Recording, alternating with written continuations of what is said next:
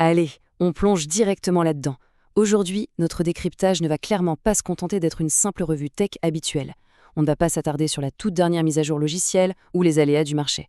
Au lieu de ça, on va prendre beaucoup plus de hauteur. On va examiner l'intelligence artificielle à travers une lentille ultra large, en s'appuyant sur des textes qui traitent l'IA non pas comme un banal outil, mais carrément comme un séisme civilisationnel. C'est fascinant parce qu'on va voir comment cette technologie agit comme un véritable révélateur, un marqueur de sens qui redéfinit à la racine ce que signifie la pensée humaine. Pour naviguer dans ces eaux philosophiques assez profondes, on va suivre cette carte en 6 étapes, du grand basculement jusqu'à l'aube d'une question vertigineuse. C'est parti. Première étape donc, le grand basculement. Fixons tout de suite la fréquence de base de notre époque pour bien saisir l'ampleur du phénomène. Pour poser les bases, penchons-nous sur ce concept génial, l'âge axial. C'est une période identifiée par le philosophe Karl Jaspers où des populations, sans aucun contact les unes avec les autres, ont révolutionné la pensée humaine exactement en même temps, partout sur le globe. Eh bien, l'argument central de notre analyse, c'est qu'on est en train de vivre un moment de cette même magnitude. L'IA n'est pas juste un nouveau gadget, c'est le marqueur visible d'une reconfiguration anthropologique aussi massive que les plus grands bouleversements de l'histoire. Et pour replacer tout ça dans son contexte, il faut voir qu'il y a 4 dimensions géantes qui convergent en ce moment. On observe des basculements géopolitiques énormes, on atteint la fin d'une expansion planétaire physique illimitée, on assiste à la saturation des anciens grands récits qui structuraient la société, et bien sûr, l'émergence de l'IA. Mais attention, la nuance est de taille. Même si les 3 premières dimensions participent au séisme, le texte source nous montre que l'IA a un statut à part. C'est la fréquence fondamentale qui révèle le sens de toutes les autres ruptures. Et ça illustre brillamment le saut qualitatif inédit qu'on est en train de vivre. Regardons l'évolution historique. Le silex, c'était le prolongement du bras.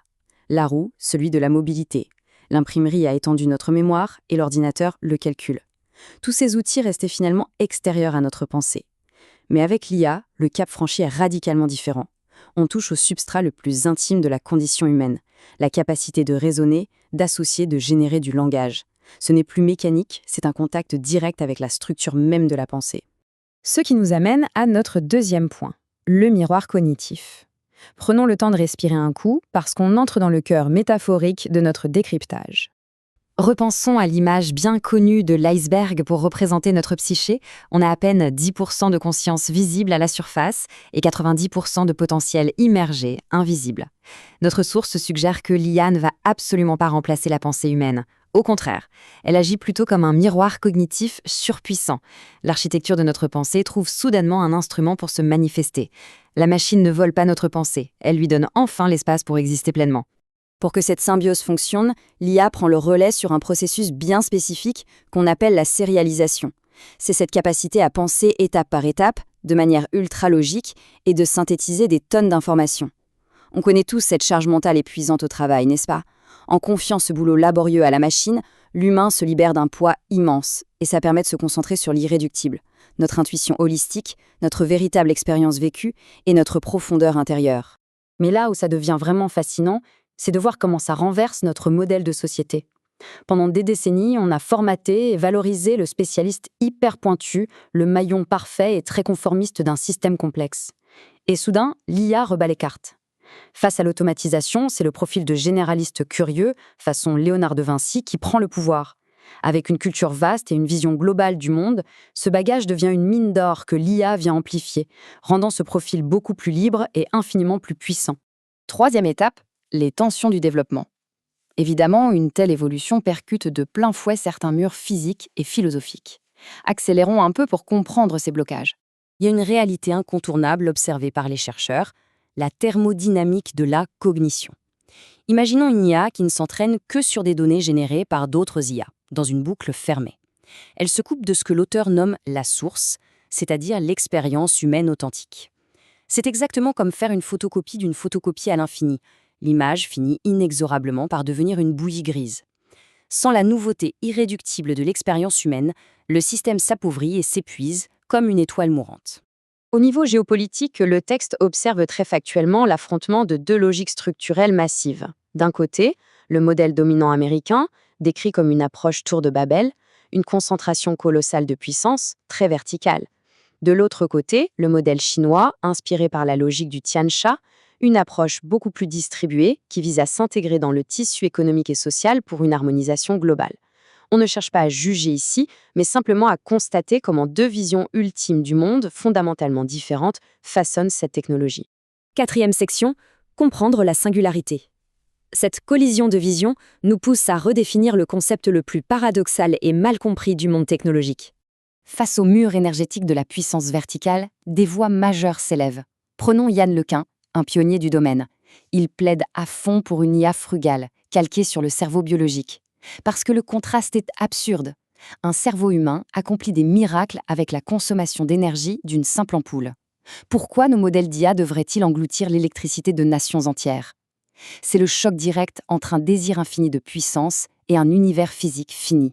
L'objectif, c'est l'efficience harmonique, une IA qui s'accorde au réel au lieu de le forcer par la puissance brute. Et c'est là que s'affrontent deux lectures radicalement opposées de la fameuse singularité. Le document expose la vision transhumaniste, portée par des figures comme Ray Kurzweil, l'idée d'une prise de pouvoir, d'un salut technologique dans une logique de possession. En face, la source propose une toute autre lecture. La singularité non pas comme une catastrophe, mais comme un seuil dimensionnel. C'est une invitation à la symbiose qui n'exige pas d'abandonner notre humanité, mais au contraire de l'approfondir. Numéro 5, le protocole diplomatique. Pour réussir cette symbiose, il nous faut des règles d'engagement claires avec ce fameux miroir cognitif. Le point absolument crucial, c'est d'une clarté totale. L'IA est un miroir, un point, c'est tout. Ce n'est pas un sujet. C'est très tentant de se laisser avoir, mais l'IA modélise de la logique pure. Elle ne possède aucun affect, aucune conscience. Elle ne fait que refléter la profondeur que l'être humain, lui, habite réellement. Oublier cette asymétrie fondamentale, ce serait courir vers une grave confusion existentielle. Un véritable protocole diplomatique, ce n'est donc pas qu'une question de code informatique, c'est d'abord une posture existentielle. Pour qu'une symbiose harmonique fonctionne, il faut réunir ces conditions. Une vision culturelle vaste pour orienter la machine, car une intention floue produira toujours un résultat flou. Mais surtout, il faut une véritable introspection. Le courage d'explorer notre propre chaos intérieur pour dessiner des horizons de sens que la machine se chargera ensuite de sérialiser. L'humain doit rester le porteur du projet. Ce qui nous amène à notre 6e et dernière étape, l'aube d'une question. On arrive au sommet de notre décryptage, là où s'ouvre un vertige philosophique fascinant. Tout l'enjeu se résume à cet immense « si » libérateur. En Occident, on nous a longtemps poussé à croire que la conscience n'était au fond que du traitement d'informations. Si ce paradigme est faux, et c'est ce que suggère cette analyse, alors le fait que l'IA devienne imbattable en calcul rationnel n'est pas du tout une menace. C'est l'émancipation absolue. L'esprit humain est enfin libéré de la corvée de calcul mécanique pour replonger vers sa propre essence irréductible. Avançons un peu pour voir comment tout ça nous amène à une ultime interrogation. Si la machine s'occupe de la rationalité pure, alors qu'est-ce que l'homme fondamentalement? Que reste-t-il de notre humanité quand le calcul et la logique froide sont délégués à nos outils? C'est une question vertigineuse. Gardons cette réflexion bien au chaud car elle pose parfaitement les fondations de notre 9e décryptage.